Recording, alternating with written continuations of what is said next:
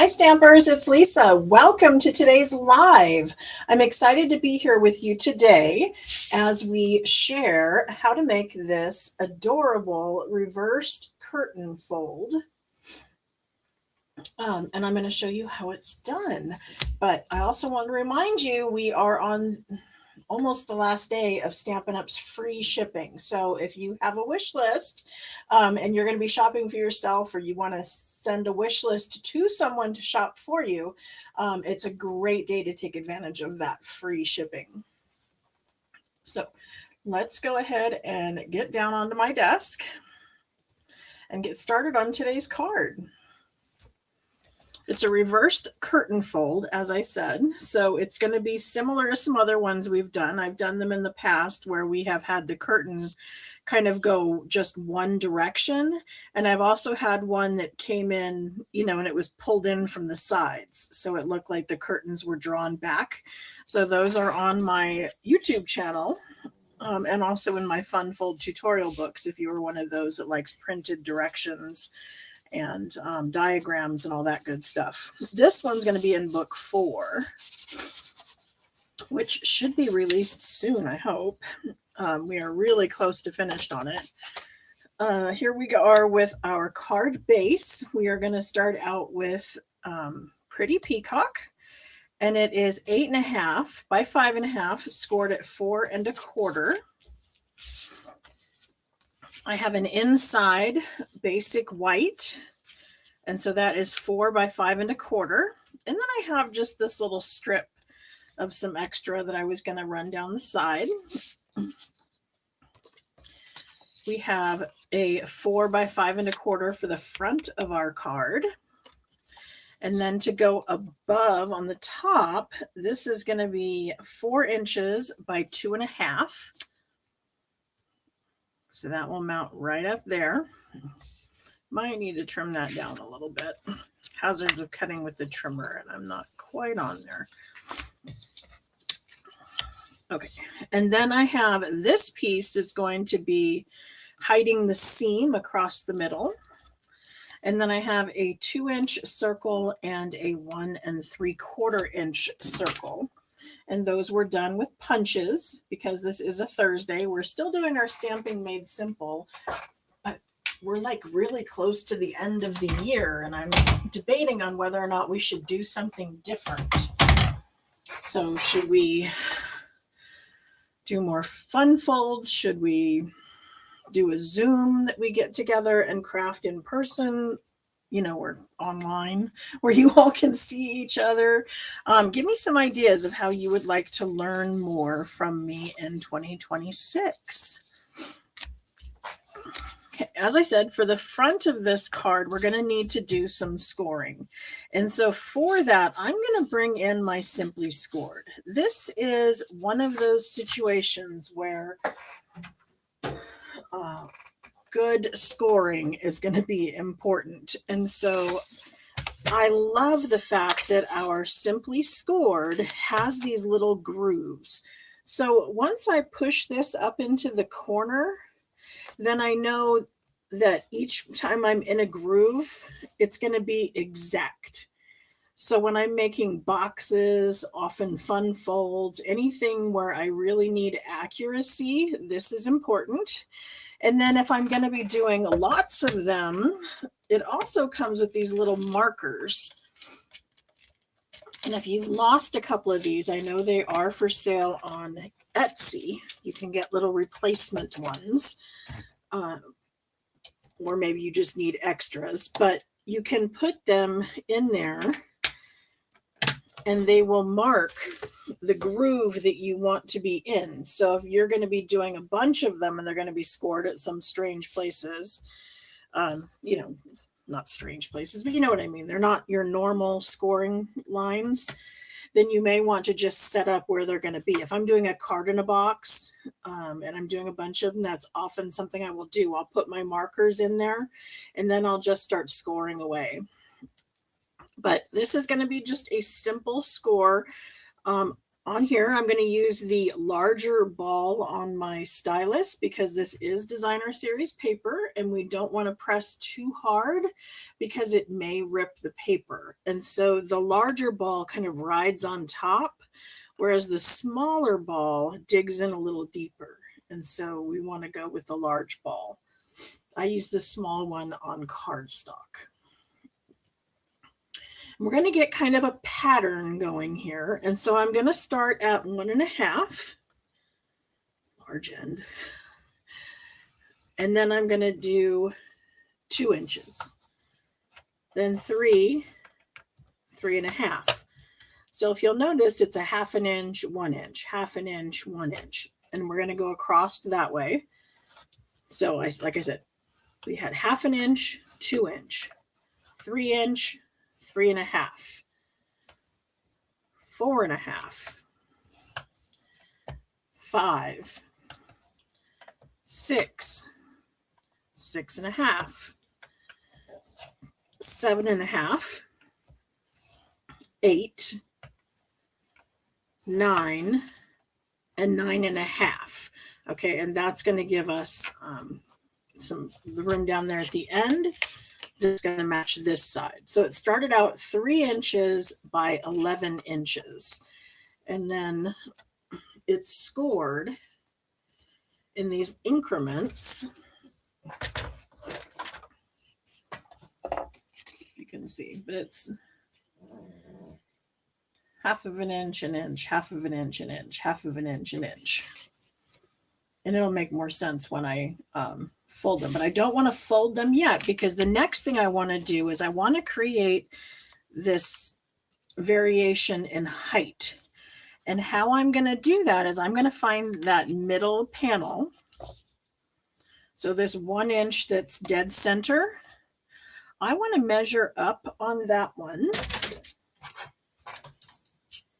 and make a mark. Okay, so I'm going to come up on the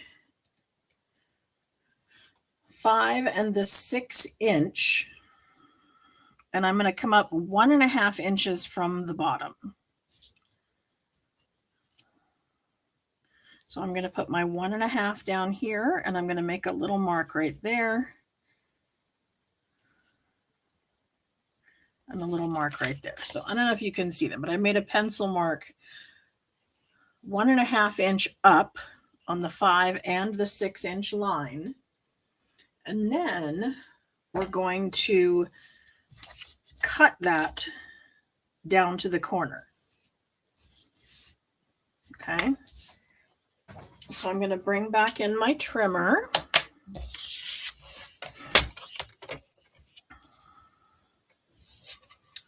And we're going to start with the point down here in the track.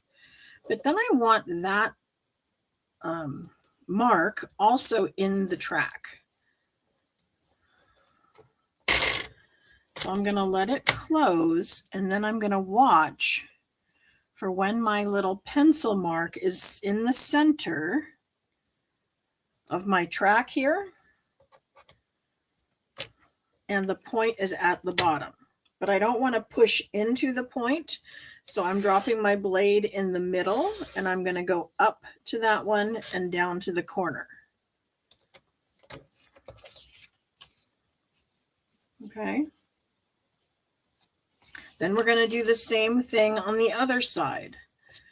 We're going to watch the trimmer in the center of this groove here, and I'm going to put that pencil mark right in the center so I can see it right there.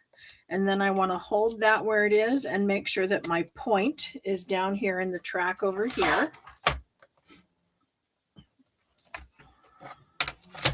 Okay, then I'm going to drop my blade in the middle and slide up and slide down.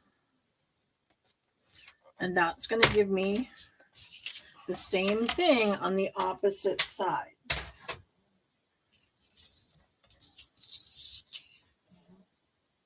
Okay, then I want to cut straight across. So you could use your trimmer. I'm going to wing it with my snips, but I just want to go straight across.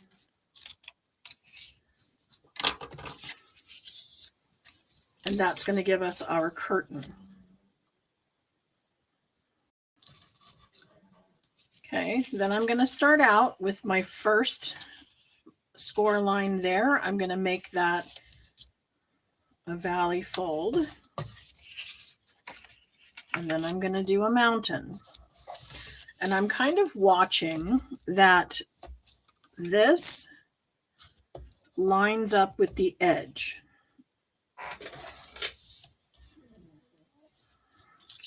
Okay, and I may even fold them all the same direction just so that I can line this up, because I want to be sure that they're all going to be perfectly straight. And the more attention you pay to the scoring of it and then the creasing of the score lines, the more accurate everything's going to be and the happier that you're going to be with your end result. Has anybody done these curtain cards before?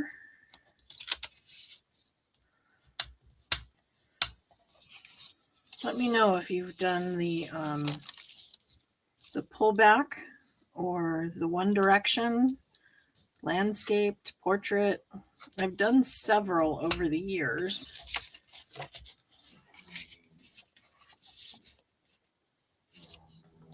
This one was actually new to me. I mean, I'd seen it, but I hadn't done it.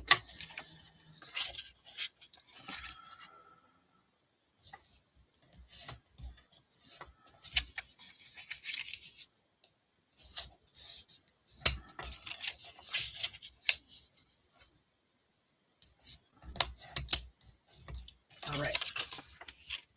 So as I said, we're going to go valley, mountain, or mountain, valley. Ugh. Gosh. Okay, this way. So I'm going to go valley, mountain, valley, mountain, valley, mountain. Okay, that's going to get me to the center. There we go. Okay, so this is my 5-inch score line, and this is my 6. I'm going to make that one a mountain, and then a valley, and then a mountain, and a valley. And so we're working in the reverse direction for the other side. Okay, and so whatever side you wanted to show the little reverse color on the back is how you would fold these. Okay, because see how that's going to show the pattern, whereas over here it's showing the pretty peacock in the back.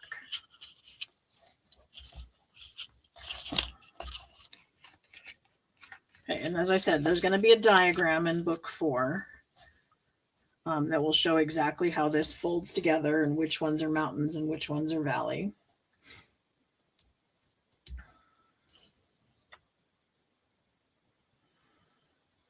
Okay, but if we just know that the 2 in the middle, the 5 and the 6 are both mountains, and then you're just going to go mountain, valley, mountain, valley, mountain, valley, working your way out to the 2 sides. The next thing you want to do is kind of secure them together. And so you can choose how you want to do that. You can do a little bit of glue. You can do glue dots. Just something that's going to just tack these together. It's not going to need much. I just want it to kind of stay together as we're putting our card together. So I'm just putting a little piece, or a little drop of glue, just to be sure that it's kind of just staying together.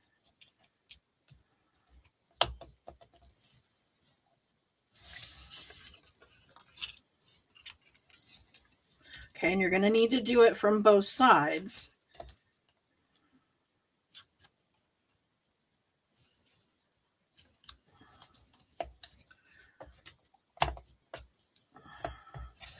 And then maybe we're going to want to put a block on it or something to let the glue dry a bit.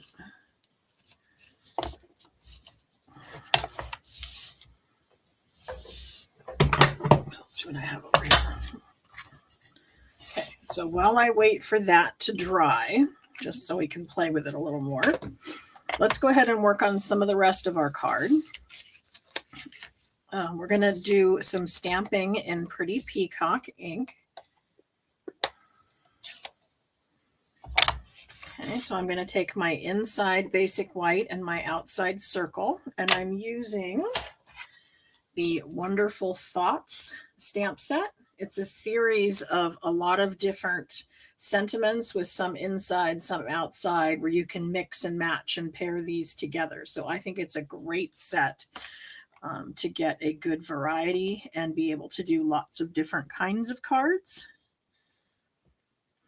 And I'm just going to stamp hello in the middle.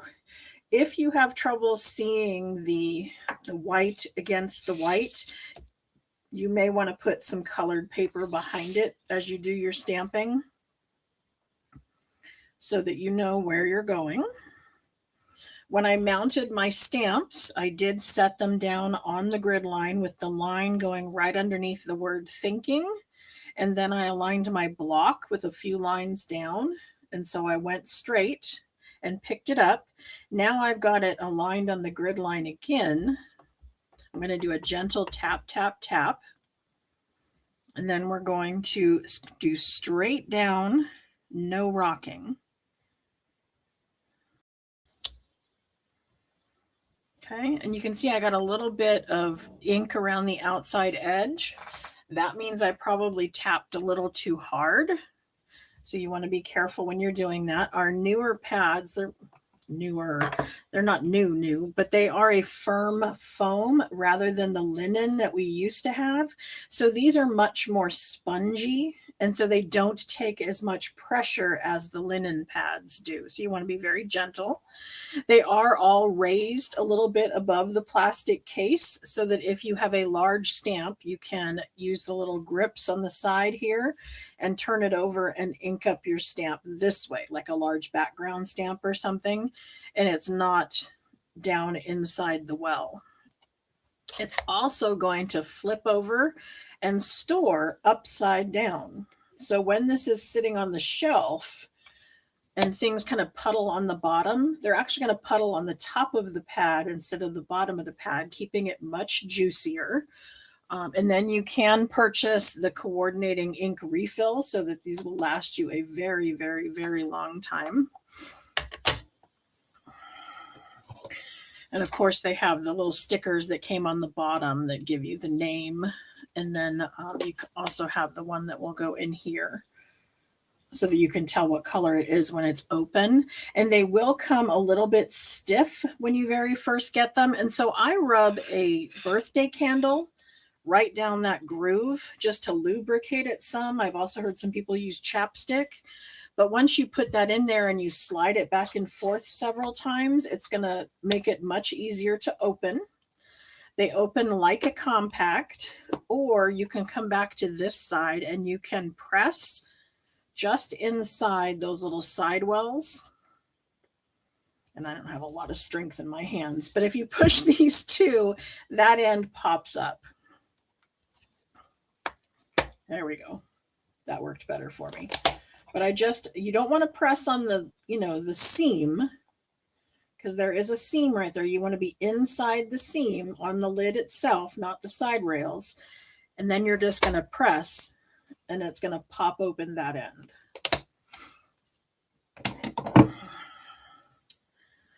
Alrighty, so now I want to adhere this skinny little strip, and because it's skinnier than my adhesive runner, what I'm going to do is just use a little bit of glue. So I'm drawing a very thin line, very, very thin. And then I'm just going to set this down on top.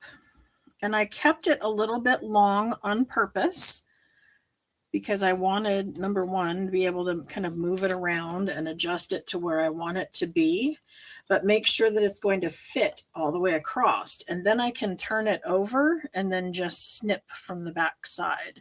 And so now there is no worry that I'm a little bit shy like I was with this one. Like, I think I'm going to come in and trim that just a touch. But let's go ahead and put this on.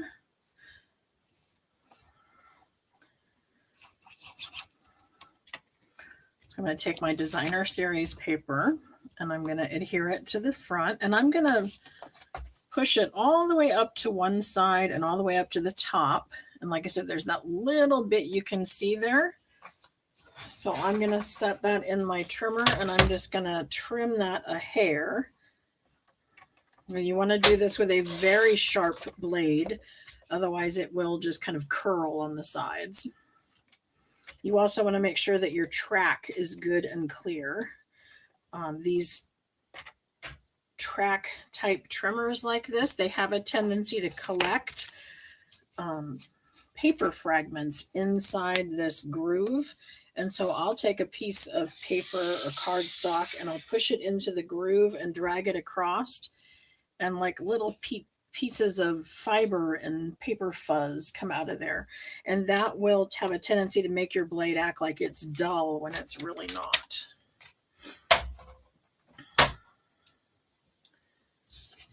All right, so let's get some pieces out of our way here.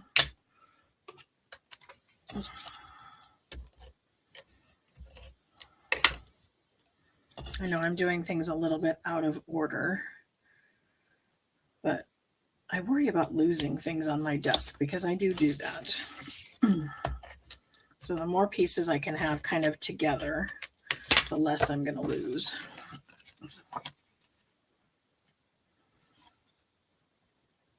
I tell you, there's something about turning on a camera that makes everything go wacky. Okay, so you can see how I've trimmed up that edge, and so we can no longer see the pink. If you were still seeing pink, what you might want to do is take a sponge dauber and just daub a little bit of color on the edge. You wouldn't want to have it hang over because you wouldn't want ink on your designer series paper, but maybe you could ink the edge in Pretty Peacock and then it wouldn't do that. But now we're ready to take our piece of designer series paper, and it's going to be a little bit long. Okay.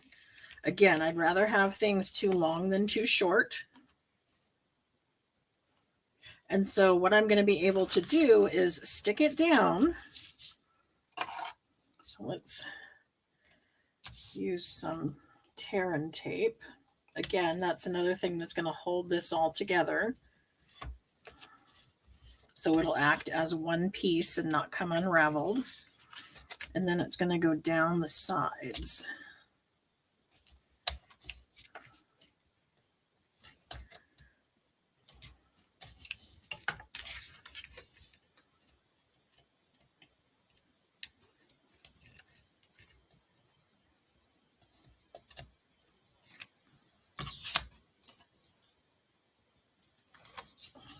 Okay, so I'm going to, again, try to center this, making sure what's hanging over each side is equal.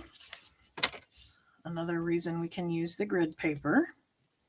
So I can see that I've got 1/2 inch on one side and 1/2 inch on the other.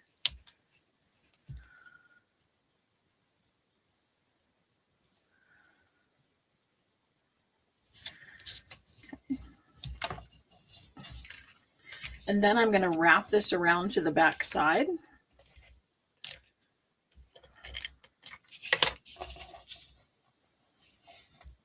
And adhere it on the back. And it's going to have a little bit that hangs off the bottom, but that's okay. We can go ahead and trim that off.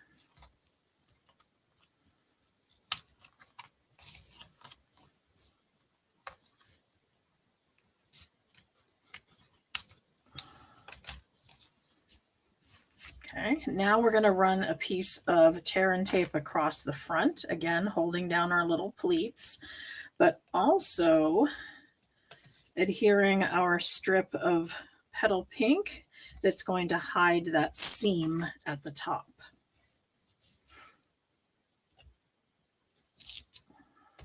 Again, you could leave this a little long and then snip off from the back side.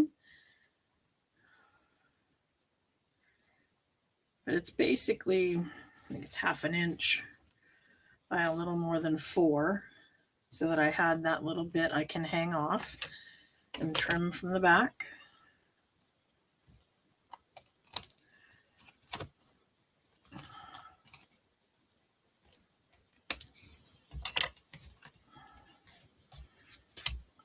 And then we're ready to adhere this to the front of our card. Does anybody have any questions about this? We're just about done, but I want you to hang out because I have the card I'm going to be doing on Monday, and I think you're going to love it.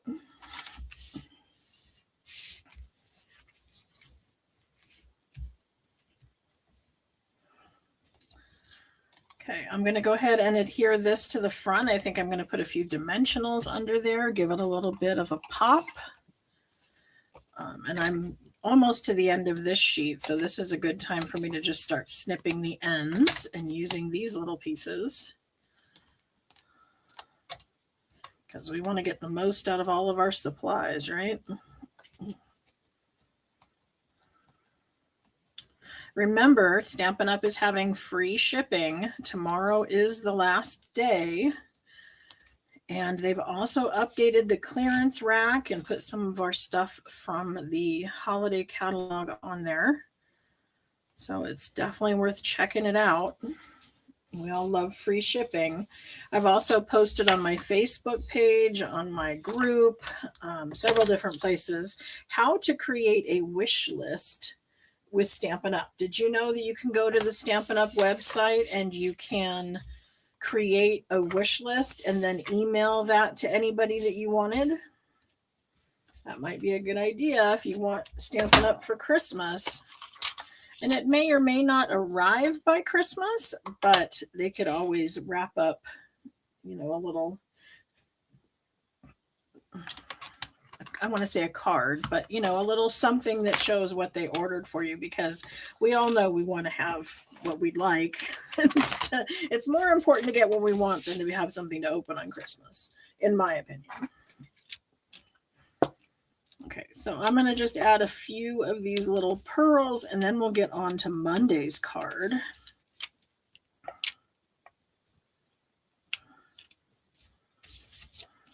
Okay, so this is our reversed drapery fold. And so this was with our Stamping Made Simple, but Monday, we're going to be doing this one. How cool is that? And I know you're all thinking, oh my gosh, that's going to be difficult, but it's not. It's not difficult at all, and I'm really excited to be able to show that to you on Monday.